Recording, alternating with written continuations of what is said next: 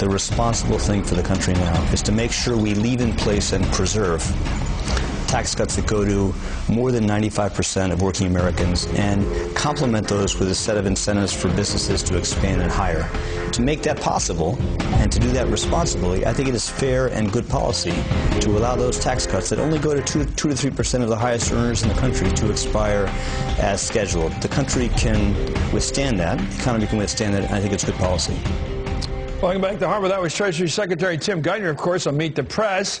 Will President Obama get what he wants? And if he does, can Republicans win back power in November by crying the Democrats raised taxes or enacted the biggest tax increase in history, as they're saying? With us now, two members of the House of Representatives, both on the Ways and Means Committee, the committee that writes taxes, Democratic Congressman Joe Crowley of New York and Republican Congressman Paul Ryan of Wisconsin, who's also the top Republican on the Budget Committee.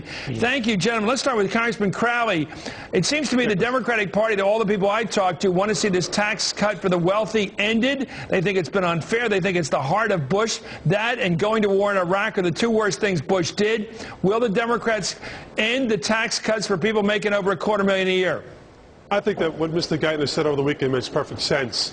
I think we wouldn't be in the mess we're in today had these tax cuts not gone through for the wealthiest 1% in this country. I think the wealthiest 1% can afford a little bit more to live in the best, the greatest country the world has ever known. And I think we can also start to really address the issue of a national debt. We wouldn't be here but for these irresponsible tax cuts, and I believe these two irresponsible wars now.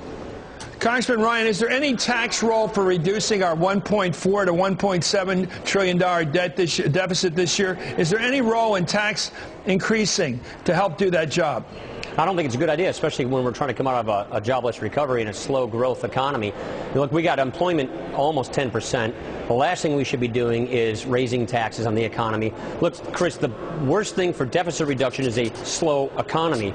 You hit small businesses with these kinds of tax rate increases and you'll slow down the economy further. Look, 75% of those who will get hit with these higher tax rates are successful small businesses.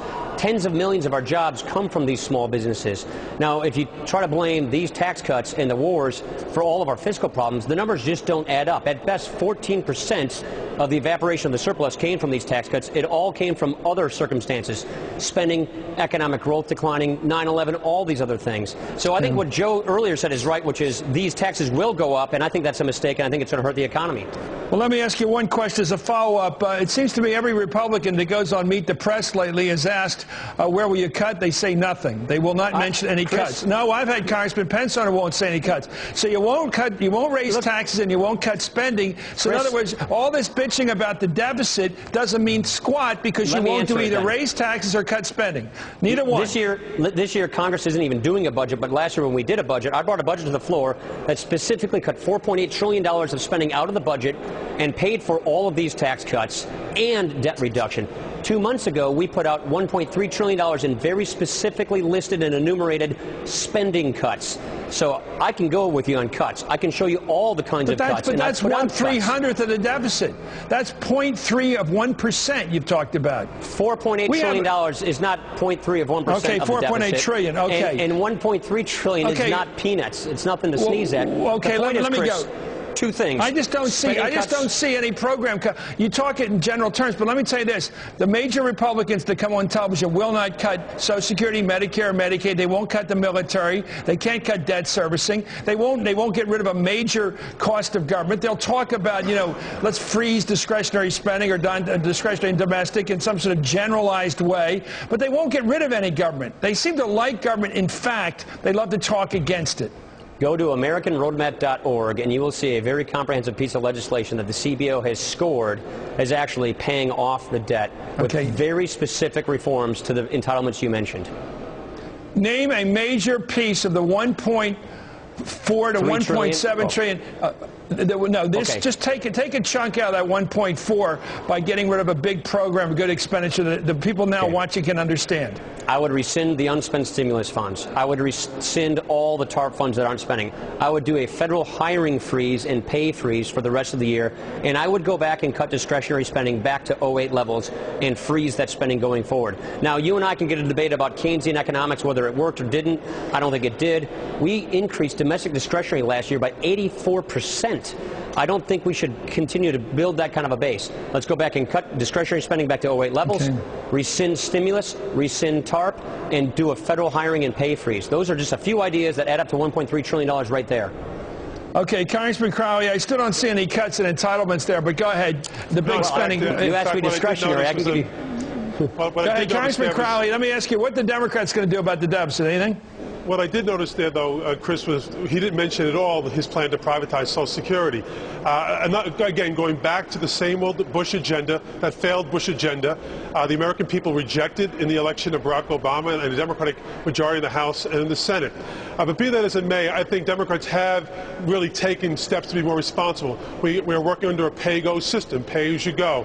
And albeit there are some items that are cut off from that portion of it, we are attempting to bring back a system that was proven to get our budgets in order, to really, under the Clinton administration, really bring back a more fiscal responsible Congress and more responsible government. It has worked in the past. Chris, I think it can work in the future. The president has said he wants to cut this deficit in half, and I want to help him do that. Okay, let's get back to the bottom line. Are you comfortable going to the voters, Congressman Crowley, with a proposal to eliminate the $250,000 and above tax cut?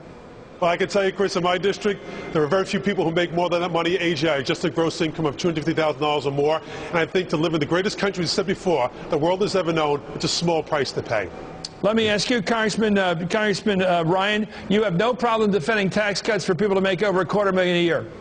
Small businesses, go to Wisconsin. No, individuals. It's an individual tax cut. You have to understand, Chris, 75% of those people who pay that top tax rate are small businesses who file as individuals, not corporations. That's the problem with this economic argument, Chris, is when you think you're just taxing rich people like Bill Gates, what you end up doing is you're hitting successful small businesses. When we tax our employers more than our foreign competitors tax theirs, they get our jobs and we lose in global competition.